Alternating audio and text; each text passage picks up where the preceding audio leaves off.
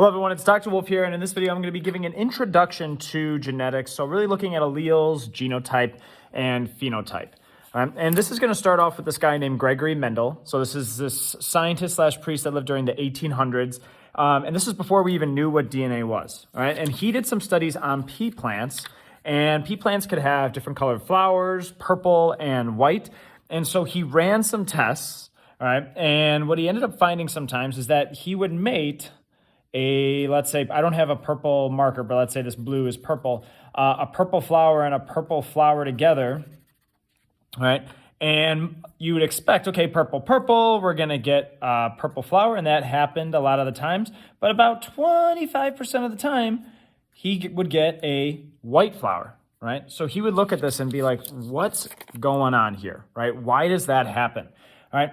Interestingly, too, is he would sometimes take a purple flower and a white flower, and you might expect, okay, well, you know, purple and white, you mix those together, you get a light purple flower, and instead you would just get purple. All right.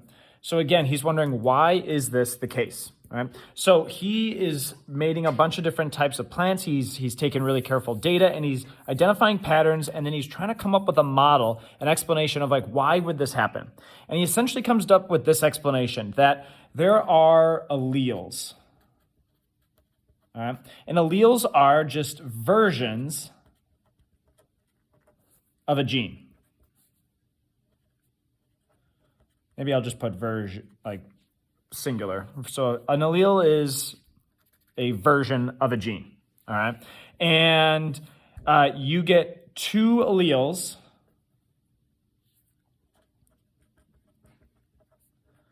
for each gene, all right? One from mom, one from dad, all right?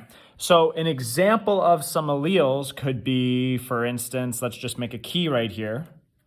Where we're dealing with purple and white flowers, we could have a purple allele, and we could have a white allele. All right. Now, I'm going to represent these with letters. I can choose any letter I want. I like to work with A's a lot, so I'm going to do a big A here and a little a. Why am I doing that? We'll talk about that in just a sec. All right, but here's our key. All right. And so he says, all right, so based on these alleles, the alleles you get, that's going to be your genotype. All right, makes sense. Genes, genotype, it's the alleles that you get. And whatever alleles you get, that ultimately will determine your phenotype. All right. The way I like to think about it is phenotype, PH, this is the physical traits that we see. So, for instance, like white flower or purple flower. All right, the physical traits we see. All right. And again, the genotype, if we had to define it, alleles, I'm going to say the two alleles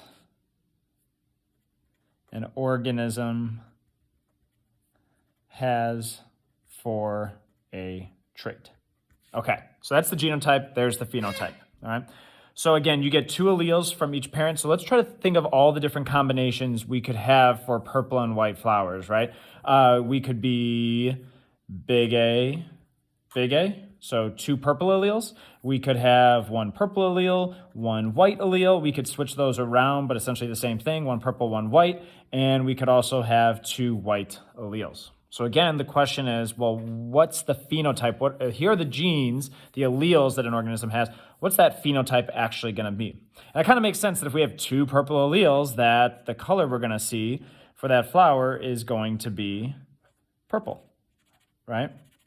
And if I have two white alleles, it also makes sense that the phenotype that I'm going to see is white. And that's exactly what we end up seeing. But what happens if we have a purple and a white allele? What do we end up seeing? All right, and again, it's not a blend of the two. So it turns out that alleles could be either dominant or recessive. And what does that mean? All right, the dominant allele is uppercase. So this is our uppercase. That's how we represent it. And recessive we represent as a lowercase. All right, and the dominant allele is always expressed. In other words, we see it in the phenotype. All right? And the recessive allele is only expressed, we only see it in the phenotype if no dominant allele present. All right, so let's see if that follows. All right, here we have two recessive alleles, white flower color, we get white flower, there's no dominant alleles, that makes sense. All right, the dominant allele is always expressed, so big A, again, it makes sense that that's expressed here. So now let's look at our situation where we have big A, little a, all right? We have the recessive allele, but it's only expressed if there's no dominant allele present, so we're not gonna have a white flower. Instead, the dominant allele, the purple color, is always gonna be expressed, even if it's paired with the recessive allele. So if I have big A, little a, dominant recessive, whatever that dominant trait is, that's what's going to be expressed. So notice that you could have two different genotypes, but the exact same phenotype, and you wouldn't know it, right? All right. So this brings us to a couple things. We can now explain some of the results that Gregory Mendel had over here, right? So for instance, let's see. So here we have, why would we have a white flower out of this? Well, let's say that this flower was big A, little a, so dominant recessive allele. Again, it's going to be purple, even if it has that recessive allele. But let's just say that they happen to pass down both recessive alleles, all right, to their offspring, to their kid plant. All right, if you have two recessive alleles, you're going to express that white phenotype for that flower color. All right, so that explains how we're able to get these results.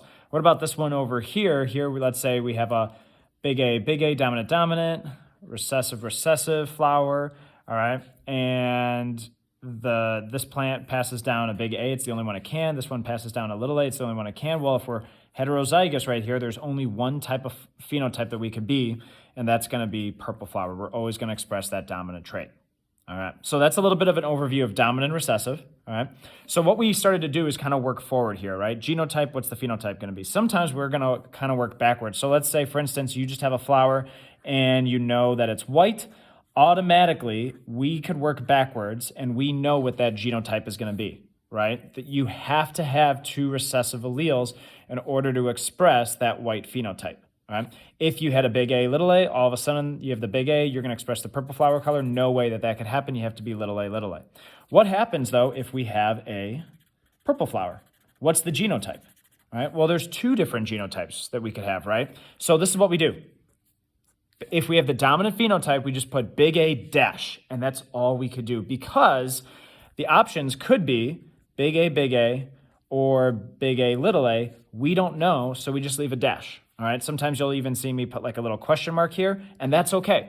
All right, we're going to talk about later on how we could actually sometimes figure out if this is going to be big A, or big A, little a, based on some other information that we could get. But for now, here we go. Alleles, genotype, phenotype. Thanks for watching.